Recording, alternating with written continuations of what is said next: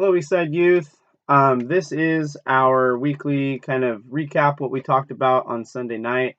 If you were not there, we missed you. We had a good time together. And just a couple things to let you know about coming up. The first thing is this Sunday, so like 5 days from now, we're going to be finishing our study in Deuteronomy. So we'll be doing the second last lesson of that right now.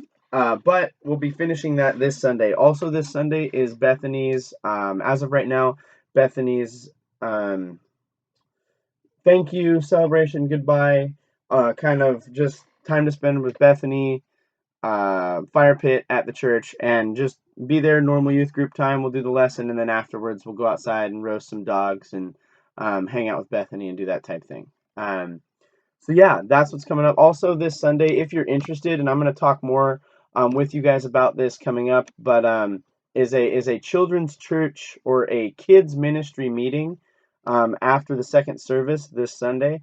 And I think that kids ministry is probably going to be something that I myself and I'm going to encourage you guys to be involved with. I know a lot of you already are and helping out with nursery and that type thing. But it's something that's been on my heart and on his heart, and something that we would like to put out to you guys, where it's mostly to say we're going to be there helping out, and if you guys would like to come alongside us to do so as well, we would love to see that. Kids ministry takes a village, and we are part of that village. So that's a couple things that you need to know. And then we will be doing church on the farm August 2nd. That's going to be out at Pastor Ben's farm, and I'll let you guys know more about that as it gets closer. But for now, let's get going in Deuteronomy. This is part 5 of our Deuteronomy at a glance. And we've been talking about how Deuteronomy is for the bulk of it, it is Moses standing up, and it's his big speech to the new generation of Israelites that are getting ready to go into the land after their 40 years of wandering. So the 40 years that generation died away, and this new generation is getting ready to go in the land.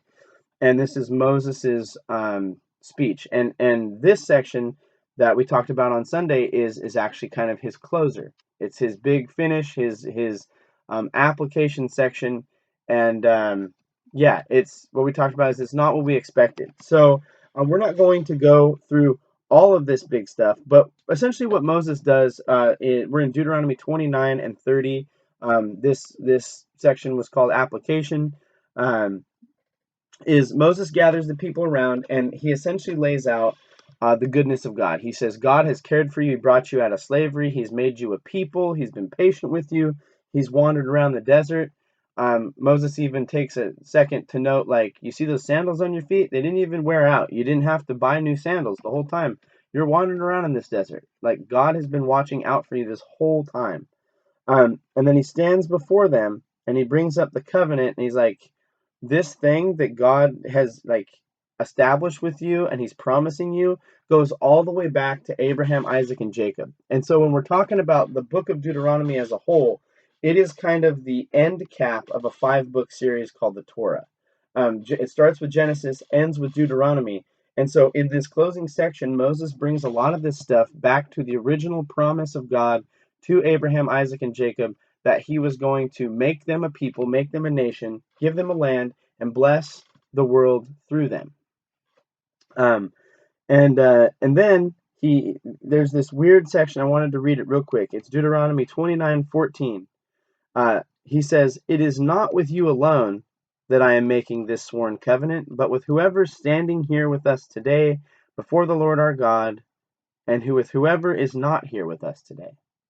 So there's this sense that, yes, it's for the people of Israel who are there gathered, but it's also for some folks who are not there, whether that's folks in the past who have died and passed away, or personally, I think this is looking forward to that God telling Abram, all the nations of the world will be blessed through you. I think this is looking at that too. This is for people who are not even here amongst the people of Israel to be blessed and to have part of this promise going forward.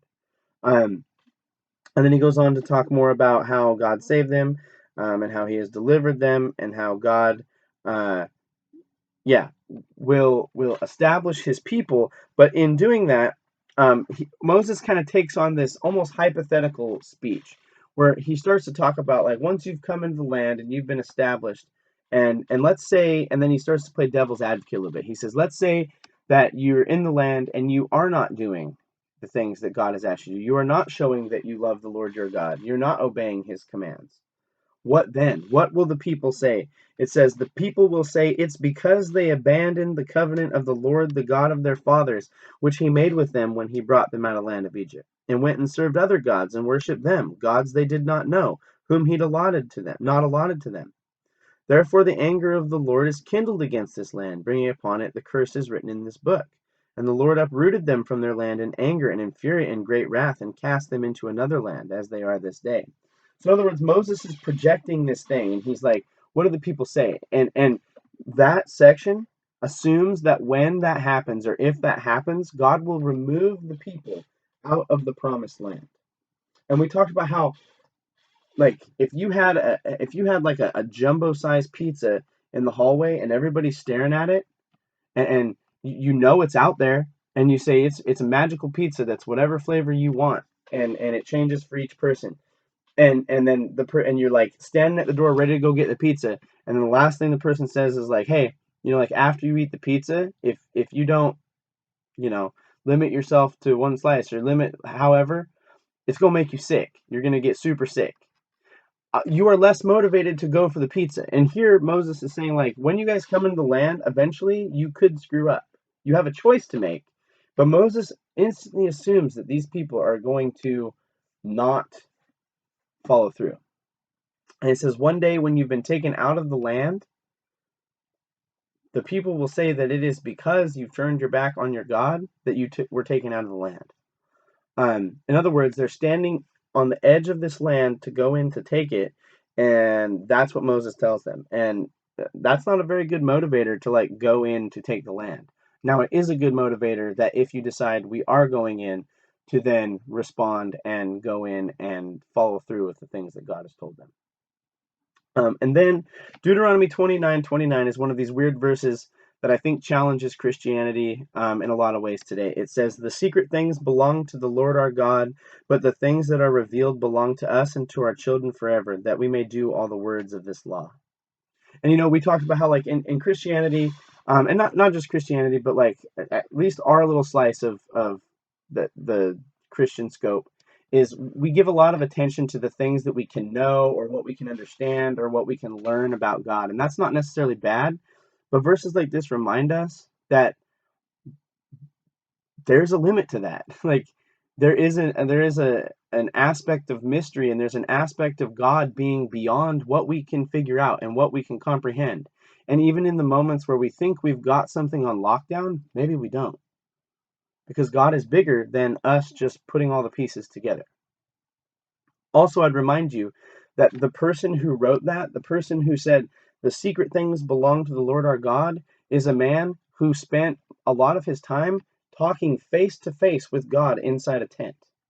So, like, if Moses is okay with saying, you know what, some things we're just never going to be able to lock down about God in this life, and that's okay. Maybe we should have a little more comfort with not just having an answer for every little thing that maybe you're struggling with when it comes to God. We also talked about how that doesn't mean that you don't go to God.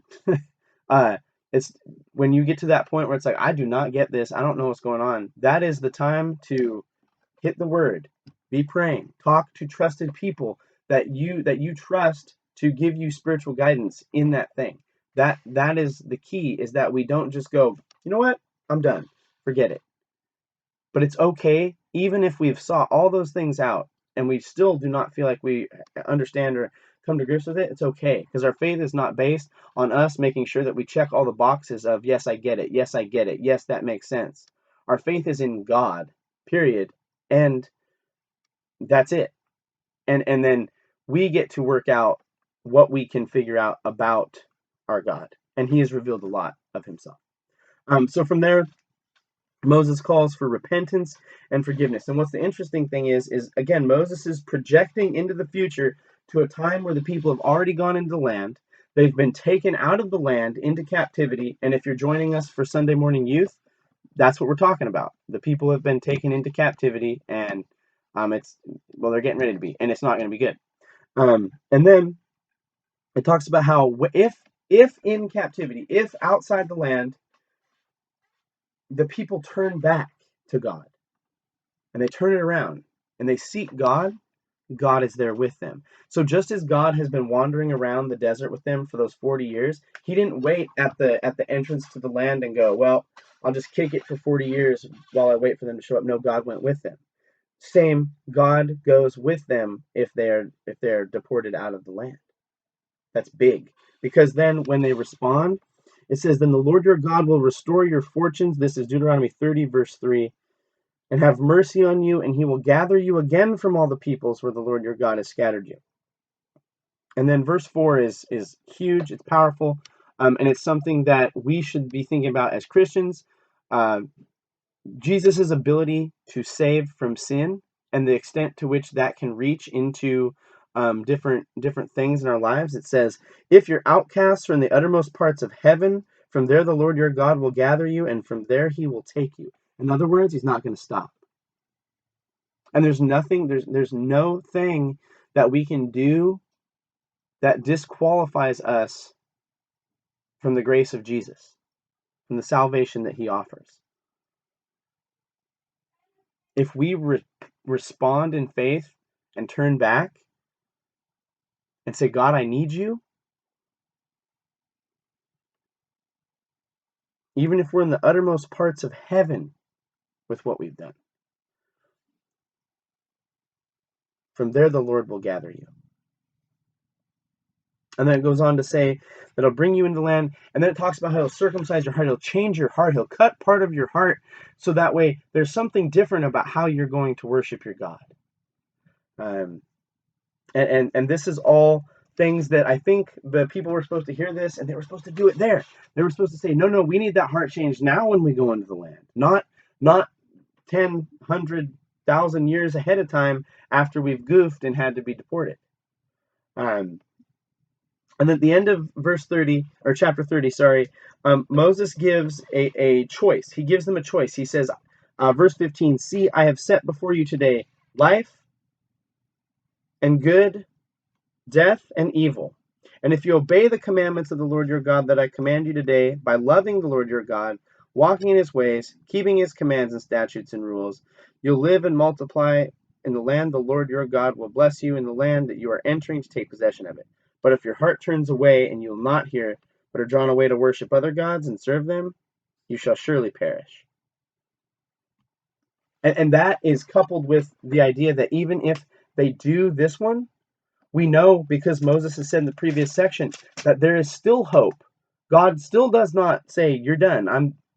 He still seeks them out. But Moses is trying to weigh to them here, you need to choose the good one. You need to choose life in the land. Not a hard time in the land. It's a good land. We talked about that with the curse and the blessing. The land is good. God has made it ready to bless them.